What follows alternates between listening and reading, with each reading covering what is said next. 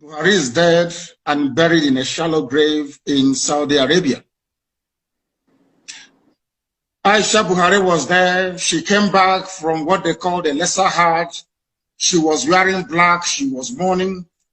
If you look at the pictures that were circulated at that point in time, you will see the smug, or should I say, the forlorn faces of northern governors.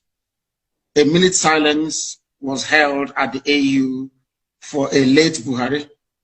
Even Her Britannic Majesty Queen Elizabeth II also penned a condolence message to the people of Nigeria before the cabal took over and asked her to rescind it, which she did. Buhari is dead, and I'm prepared to stake Biafra on it. If you, Dele Momodu, can go and prove to me, I'm not asking you to do anything too complex. If you can go and ask this man you call Buhari, whoever it is in Asorok, to come outside, don't do very much, address a panel of Nigerian youths, maybe 20 of them, and speak Buhari's mother tongue, which is Fulfude. I will give up Biafra, I will apologize to him, and I will submit myself to any authority on this earth to do with me as they please. There is no Buhari. Jubril was there. Jubril followed Abba Kyari to Cuba and ran away from there and never came back. The man you have now in Asorok is from Niger Republic. His name is Yusuf Abubakar Muhammad. That's his name. Yusuf Abubakar Muhammad.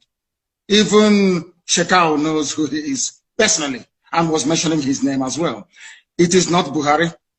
Guys, this one is choke. This one when it did for grant. I'm not gonna lie you. This one choke.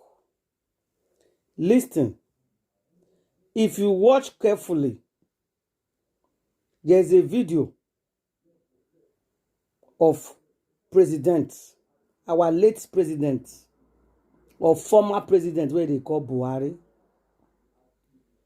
Biden is gone. He has died. The video has been going viral since 2 days now, where they show where they lay to rest. But there's a shocking secret that came out. Nnamdi Kanu said something that this man died already, very long time ago.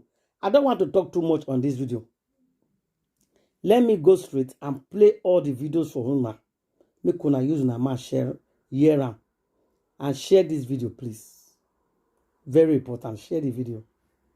And charged unless, and this is from an Islamic newspaper. As I told you before, anything you hear on Radio Biafra is correct. I told you on this platform that they will come for you. You see, let me tell you one thing that people don't know because you don't know history. I forgive some of you because in your schools in the zoo, they don't teach you anything. I want some people to actually go and sit down and study the history of Islam. Islam is the only religion that has never stopped growing. Islam is the only religion that has never stopped expanding through. Do you know the man called Chibika Mechi? He nicknamed himself Rotimi because he wanted the Yorubas to accept him. So if Yorubas accept him, then Awasa can accept him. This idiot is not a student of history. He's a young man. I give that to him. He has run River State for about 8 years, and he has stolen a bit of money. He wants to become relevant on a national stage. So he thinks that being an Igbo man, of course, they claim they're not Igbo, which is very foolish and stupid of them. That's a debate for another day. He was running to Awasa Fulani to serve them. He used all the money belonging to River State to fund Awasa Fulani electioneering campaign. In spite of the fact that Awasa Fulani people own 98% of all the oil blocks in Biafra land. I want you to understand the logic and the stupidity of our people. He has served them. Do you know that Buhari was traveling to Germany, his first decent official trip? In spite of, or should I say, despite everything that Amechi did for him, they dropped Amechi, he did not go with them. He has never ever attended any state security meeting. But this was a man that spent the money belonging to River State serving our man. When Buhari was coming to Iguacha, you call Port Harcourt. Those of you who don't know, children of yesterday, you call it Port Harcourt after a white man. I'm here in England right now broadcasting. I have never come across any village in name called Borokri or named Okeke or Okafo. We are the only people answering white man's name. That shows how stupid we are. Anyway, of course, we are black. A debate for another day also. Do you know that today Amechi has been abandoned? They have told him, do you see Amechi standing behind Buhari as a bodyguard? Do you see how you disgrace? I told this man, this Chibika Amechi, I warned him that this will happen to you. That is why we saw one Aguanere. Anything we tell you comes to pass. When you hear something on radio Biafra, you don't need to go and say, oh, is it correct? Are you sure that's me? Anything we speak is correct. Is your Kuchinek. Anything we tell you is abundantly correct. We don't have any need to lie or to distort story. What for? We say we are whiter than white and whiter than snow. How can we then begin to lie or distort information? We're not into that rubbish. Today, Chibika Amechi has been disgraced, as we told him he would be. He's been disgraced, completely disgraced. A fool. Relegated to irrelevance. Imagine an Awasa man relegating an Igbo man to irrelevance. Say Biafran for that matter. Not just Igbo speaking, but Biafran. Your name is Chibike Amechi. You say you're not Igbo. You must be a bastard indeed. Must be a very big bastard. These are the types of idiots that are giving birth to us around the Iguacha. Your name is Lechi. You say you are not Igbo. Your name is Nwike. You say you're not Igbo. That goes to show you have mental problem. Your brain is not correct. Do you see somebody as Tony Blair answering Blair, which is a proper Scottish name? You come and tell him, oh, you're not Scottish, or that you're not British. Are you not foolish? You see somebody answering Harold Smith. You say, oh, your name is Harold Smith, but I'm from Congo. They will say you're daft. You're an animal. These are some of the nonsense right now going on in Iguacha. I don't blame them anywhere. Harcourt is not their name. Harcourt was the Secretary of State for the colonies in the British cabinet. They are answering the name of a white man, so you don't blame them. The stupidity is natural. You answer an Igbo name means you're Igbo. Your name tells you who you are. That is why even before they enroll you in primary school, they say, what is your name? What is your date of birth? 3 things they ask you: what is your name, date of birth, and where were you born? Or where do you come from? What is your name? My name is Chibika Amechi. Where are you from? I am from, I think, what is it Omok he's from or whatever. What is that name of that Igbo village? Not Ikwere. Is it Ikwere in fact? Ikwere, let's say Ikwere. Or is it a Che? And who are you? I am, where do you come from? I am Ikwere, for instance.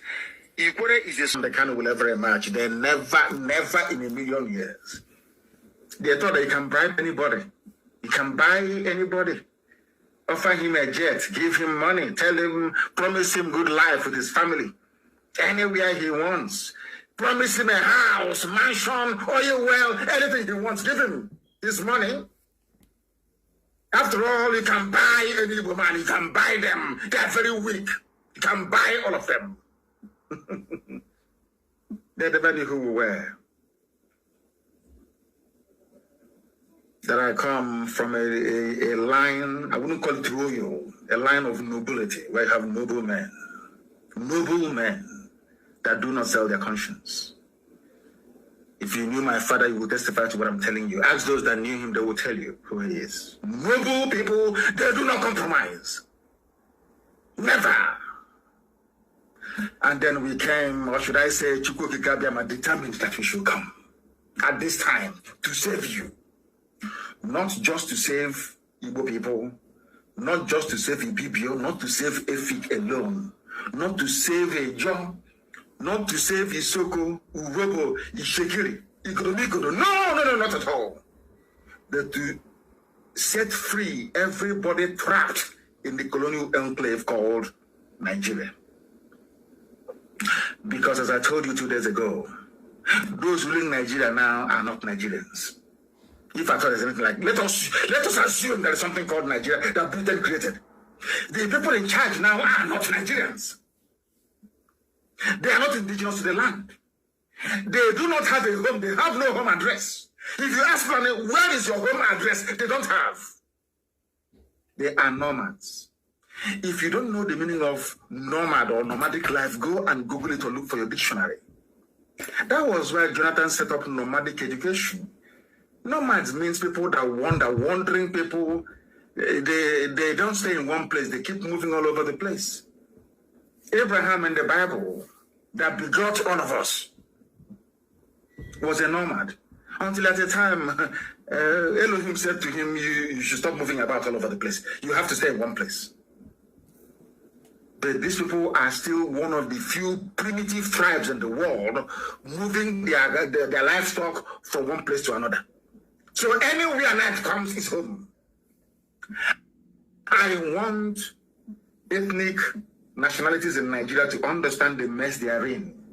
Some of you have no idea the type of the state of hopelessness you're in. I am here to remind you of it.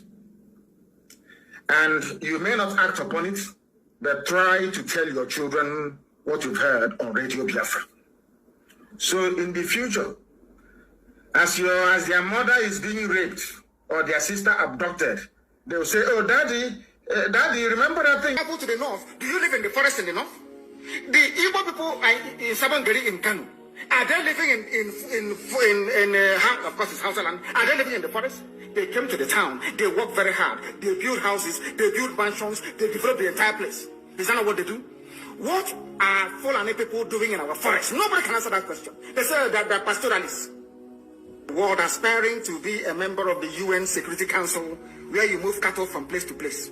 Are you people well at all? You so-called Nigerians, are you normal in the brain? I'm asking you a simple question. Show me a country that aspires to be in the 21st century, moving cattle from place to place, telling me they're grazing. Which country is that? Please tell me. These are people that have prepared for you to sell you down the drain. By the time the Fulanis are done with you, believe you me, if you don't rise up now to fight for your freedom, by the time Fulanis are done with you, you'll be more useless than a Hausa peasant. In Aburi, you came back, Britain told you not to agree because Britain realized that all the component units of Britain knows that if you go back to regionalism, you will have economic growth. The country will do very well. But Britain doesn't want it.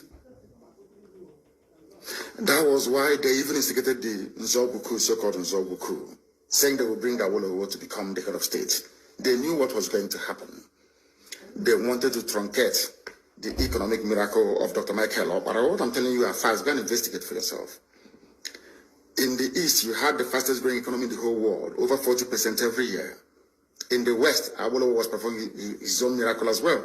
Even in the North, Ahmadu Bello and Tafawa Balewa were doing very well. You had all those massive industries in the North. You even had Alamajiris that were employed in the North, meaningfully employed, gainfully employed. They were all doing very well.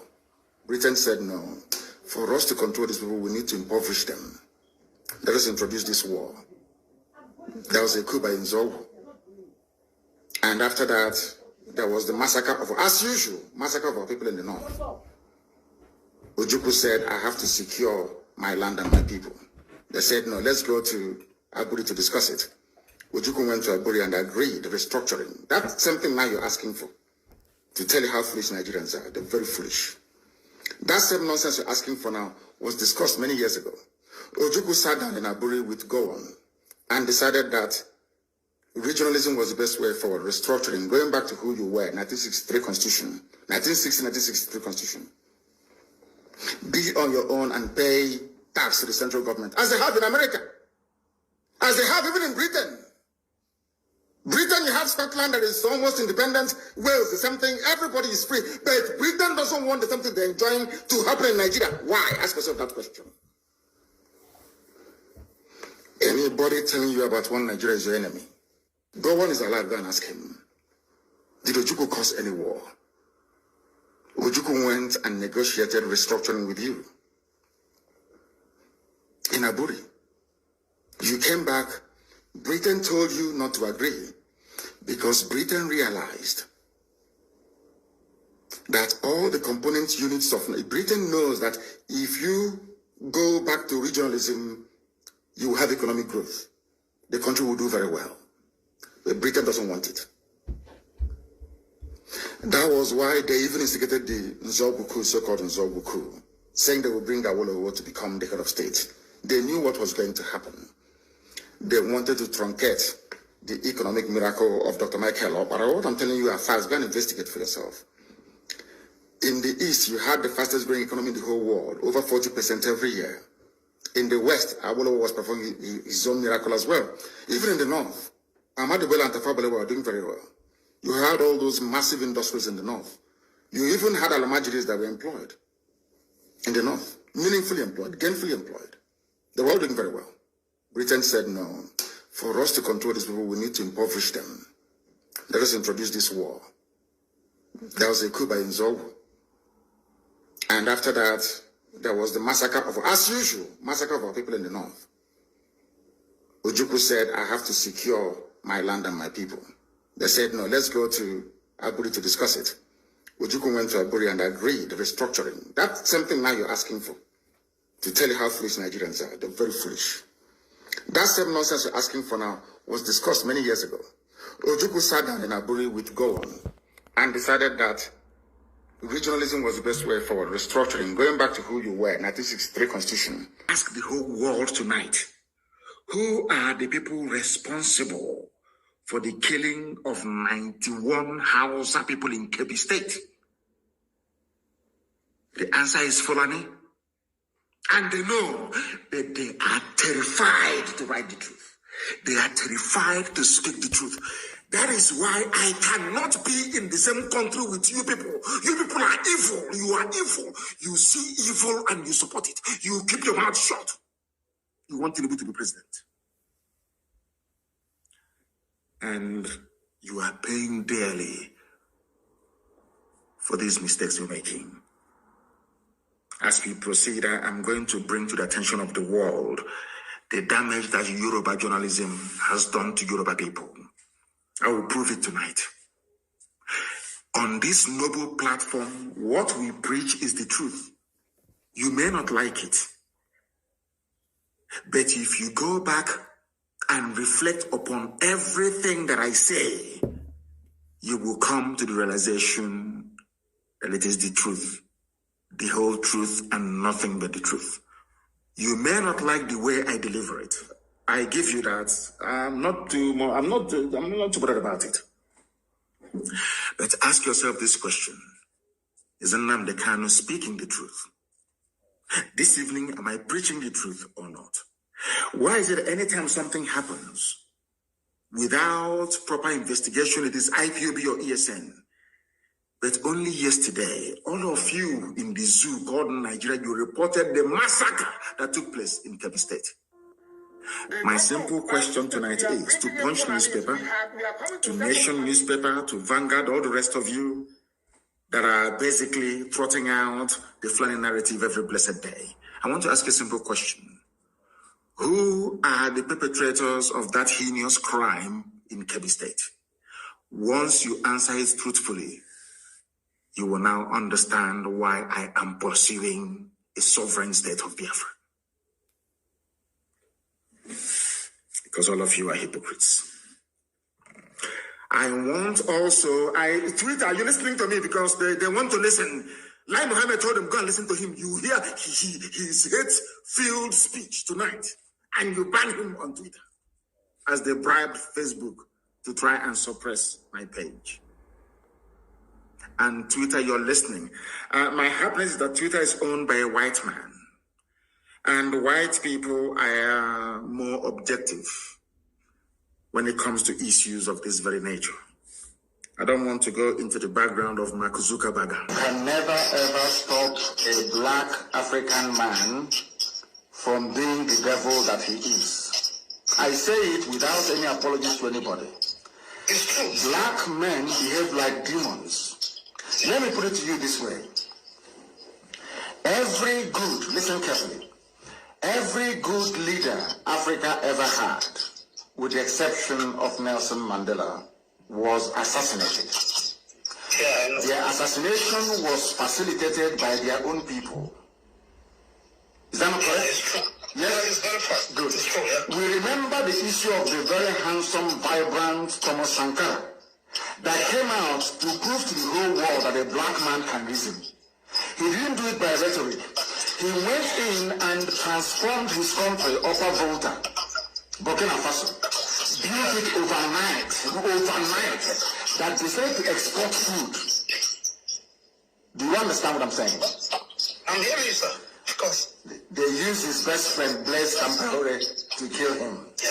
Look at Patrice Lumumba and Mobutu Sese Seko. Yeah. That is in a black man. A black man cannot take it away from himself. Do you know that in Zobuku was planned by Britain? One day, the day I will repeat it, people will go mental. Do you know that the coup of 1966 was planned by Britain? Are you aware of that? Yeah, you're very right, sir. Do you know why they planned the coup? No, sir. Because Biafra land, all of us, the East, under Dr. Michael Ekpa, listen to this, was the fastest growing economy in the whole world. Ekpa was growing the economy of the Eastern region at the rate of 40% every year. I didn't say 4%, 40% every year. It was the fastest growing economy in the world. Do you know what Michael Ekpa did? Michael Ekpa had steel works.